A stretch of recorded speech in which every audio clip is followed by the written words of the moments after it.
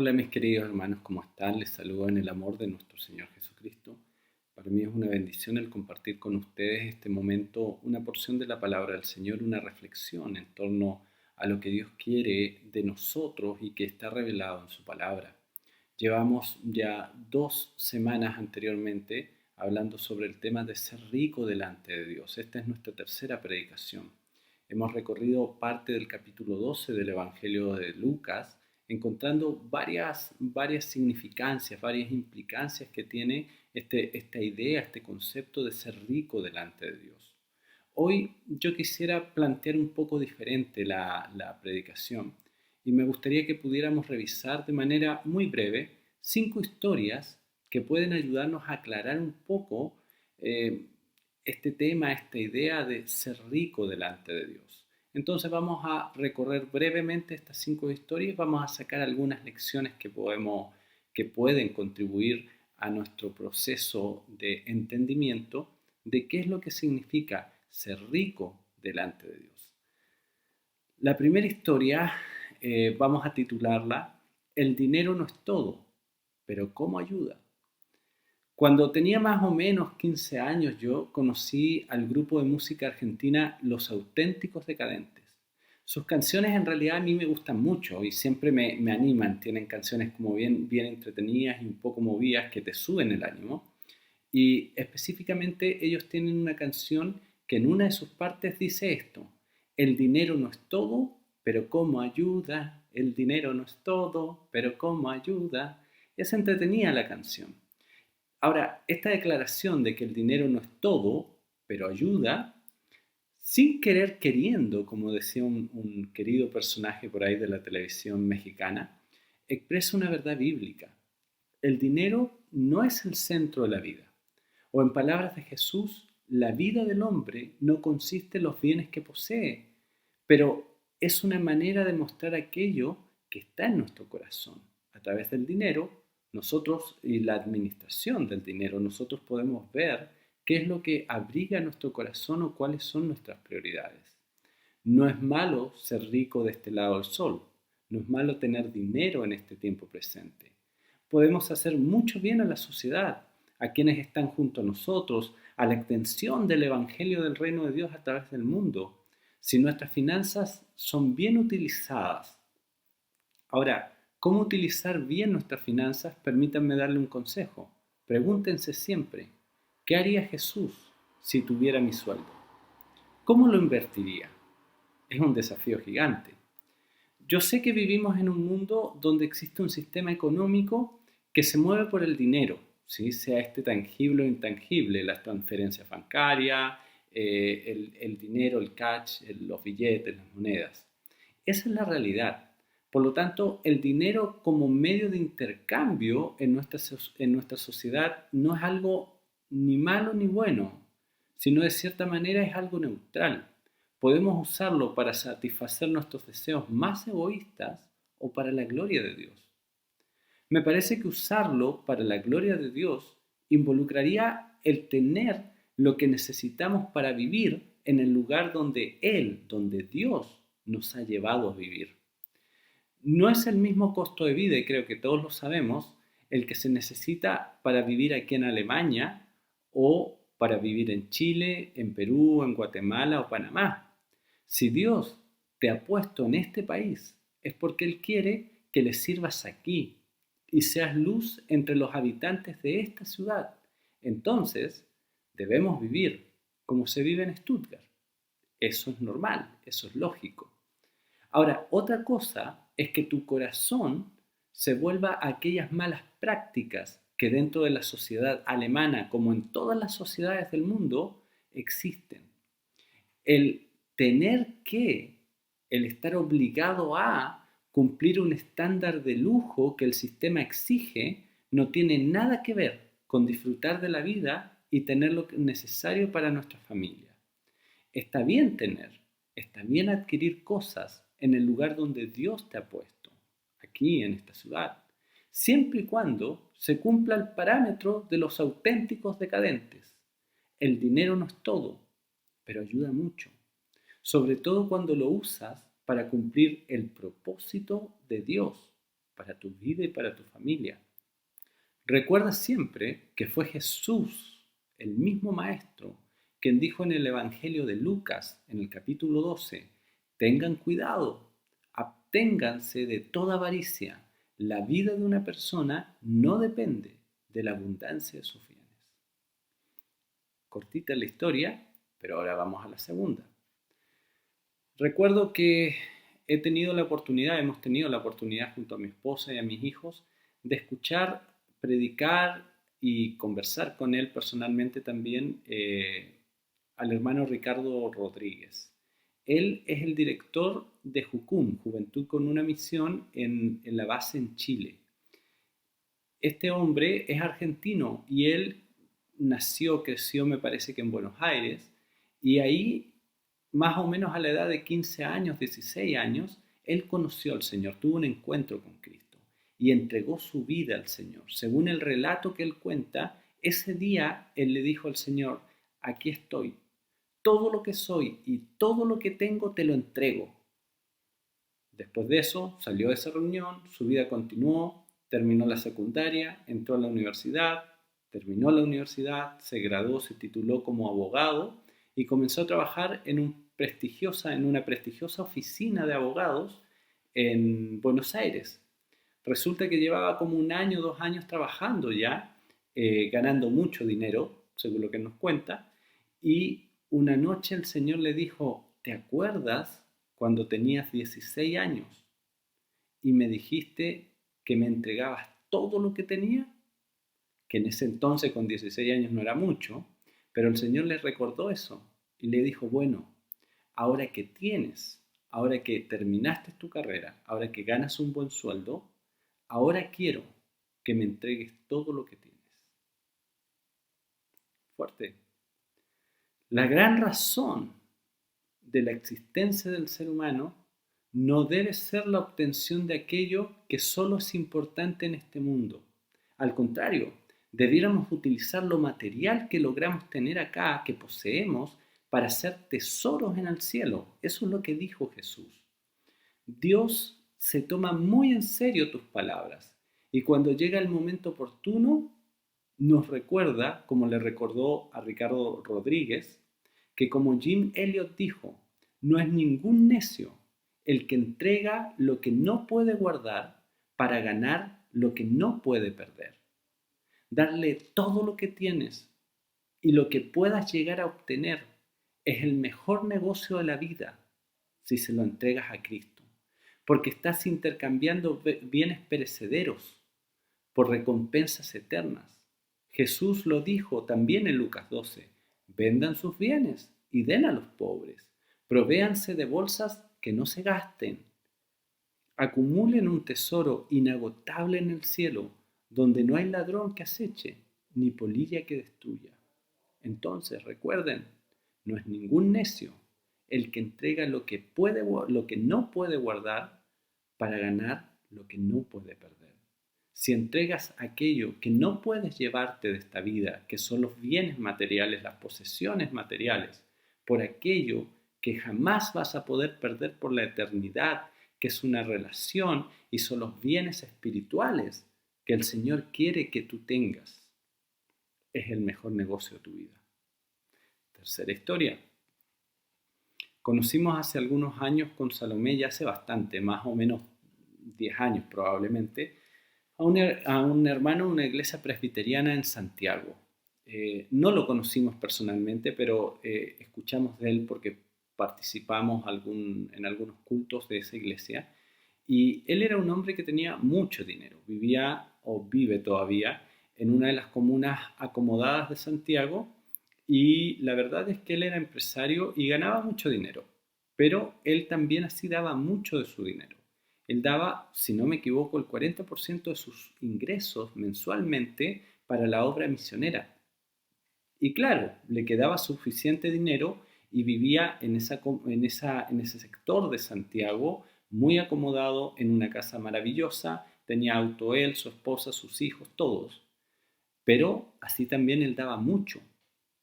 Entonces ahí surge la pregunta en esta historia, ¿cuánto es suficiente al momento de dar?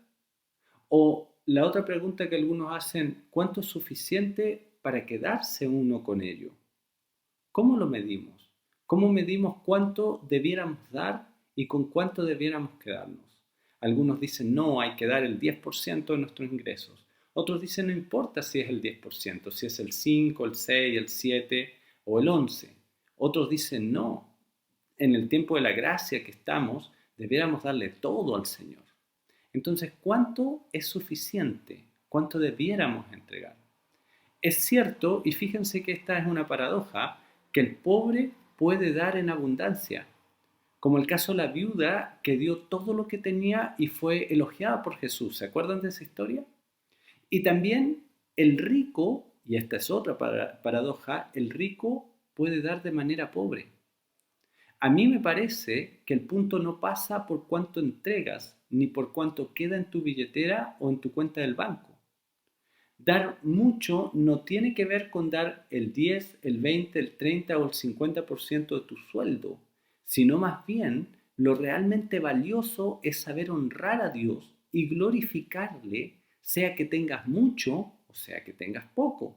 Es decir, la administración que la persona de esta historia, que este hermano de la iglesia presbiteriana, hacía de los recursos que Dios le entregaba, es lo importante, es lo que se resalta. Este hermano tenía suficiente dinero para dar mucho y vivir muy bien. Pero tengan cuidado que el asunto no pasa por cuánto ganaba. Claro, uno puede decir, bueno, si ganara yo 2 millones de euros anuales, claro, daría mucho más a la iglesia, o aportaría más a las misiones, o me preocuparía más por los necesitados. Pero saben, es más que sabido que existen muchas personas que tienen mucho dinero y que no son generosas, como también existen pobres que son avaros, que no tienen nada y sin embargo la avaricia los carcome. El asunto es que el corazón de aquel hombre, de este hermano presbiteriano, quería honrar a Dios, tanto en el dar como en el administrar el dinero que él recibía. Él era un buen mayordomo de los recursos que Dios le entregaba. A muchos no les alcanza para vivir con lo que tienen y ellos suponen que por eso ni siquiera tienen que pensar en dar. Entonces, apenas me alcanza para vivir, ¿cómo puedo dar para la extensión del reino? ¿Cómo voy a ofrendar para enviar misioneros al fin del mundo? O si lo hacen, dan de una manera escasa, diminuta. Y vuelvo, insisto, aquí el punto no es cuánto, el punto es la actitud del corazón. Ser escaso es algo que nace de adentro de uno, no necesariamente el dar poco es ser escaso. Hay personas que tienen poco dinero y dan mucho en relación a sus ingresos. Y hay personas que tienen mucho y dan muy poco, aunque tal vez es 3 veces más de lo que da alguien que es pobre, pero sigue siendo poco porque sus ingresos son mucho más. Entonces, el punto aquí no es si tú ganas más para dar más. Porque en realidad yo he escuchado hartas veces, si tuviera más dinero, si mi sueldo fuera más alto, yo daría más. Pero la verdad es que si tuvieras más dinero, te aseguro que gastarías más. Entonces tampoco es que te quedara tanto para dar más.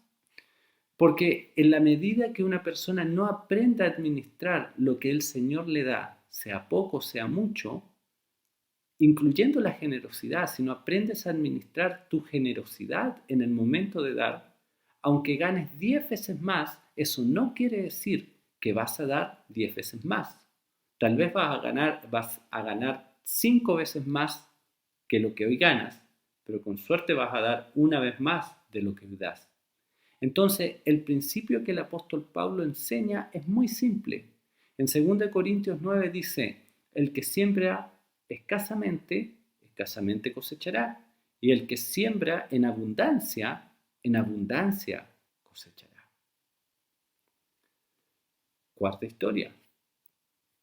Escuché a un predicador hace algunos años contar una historia de cuando él era niño. Él viene de una familia pobre, según lo que él relata, con mucha necesidad material. Y tenían un tío que vivía por acá, por las Europas, ¿sí? Por este sector. Entonces, de vez en cuando este tío viajaba a Argentina, él es argentino, y llevaba regalos para todo. Entonces, llegó un día en Navidad y le dijo a él, le dijo a este predicador, que qué quería para su cumpleaños. Entonces, él recordó lo que siempre le regalaban para todas las Navidades, porque eran como 5 hermanos más o menos, la familia sin mucho dinero, así que les regalaban para todas las Navidades calzoncillos y medias, o calcetines, como ustedes les llamen.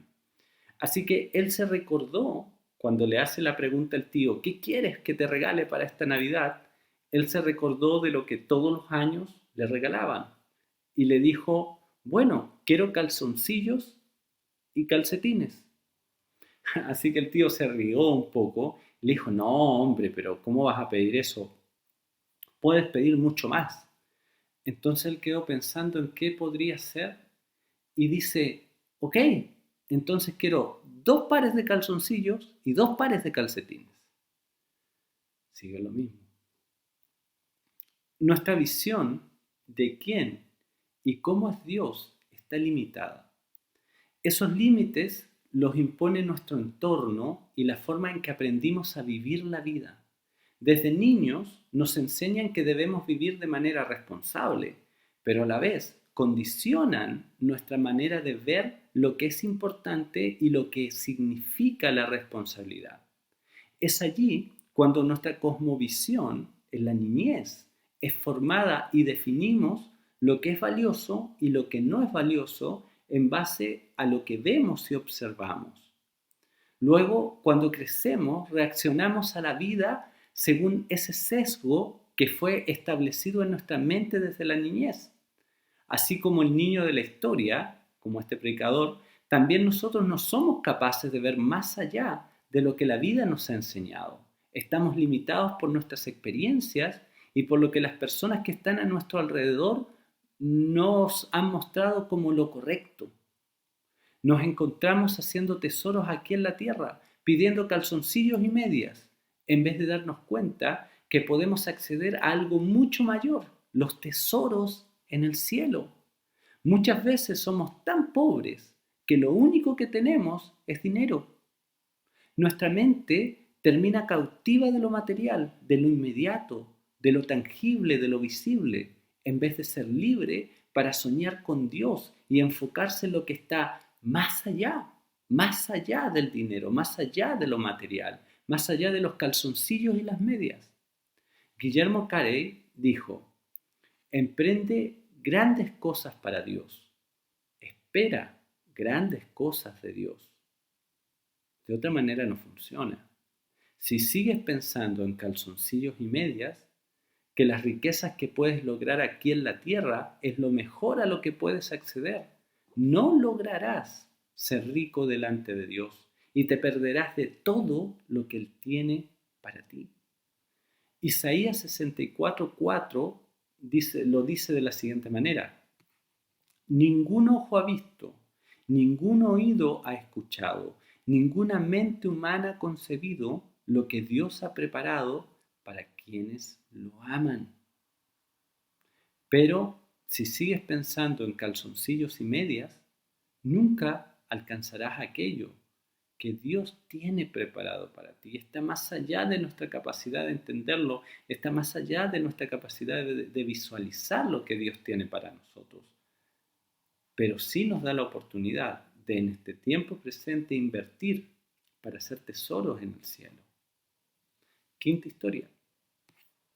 Probablemente la han escuchado muchas veces, la de Ananías y Zafira. En el comienzo de la iglesia, todos los discípulos tenían todas las cosas en común, nos relata el libro de Hechos. Y vendían, muchos de ellos que tenían más de una propiedad, vendían sus propiedades y el dinero lo traían delante de los apóstoles para que los apóstoles lo administraran, para que no hubiera necesidad dentro de la comunidad cristiana. Bernabé relata la Biblia, al final del capítulo 4 del libro de Hechos, dice que él fue y vendió y entregó todo el dinero a los apóstoles. Y el capítulo 5 comienza con una historia muy particular que ha dado mucho que hablar y reflexionar. La historia de Ananías y Zafira. Ellos dos Resulta que tenían una propiedad, la vendieron y se pusieron de acuerdo, dice la Biblia, para decirle a Pedro, que era el que estaba recibiendo el dinero en ese momento, para decirle a Pedro que la habían vendido en 8, cuando en realidad la vendieron en 10. ¿Para qué? Para quedarse con esa diferencia que se produjo para ellos. Pedro confronta a Ananías y le dice, la propiedad era tuya. Si tú te querías quedar con el 100% estaba bien. Pero ¿por qué te pusiste de acuerdo con tu mujer para tentar a Dios, para intentar engañar a Dios? Entonces, después, en ese momento, Ananías cae muerto al instante y se lo llevan para sepultarlo. Luego llega su esposa, Zafira. Y resulta que cuando llega, Pedro le hace la misma pregunta. Le dice, a ver, ¿vendieron esto en 8? Y la mujer dice, sí, lo vendimos en 8. Y Pedro le dice, ¿por qué te pusiste de acuerdo en engañar al Espíritu Santo, en tentar al Espíritu Santo?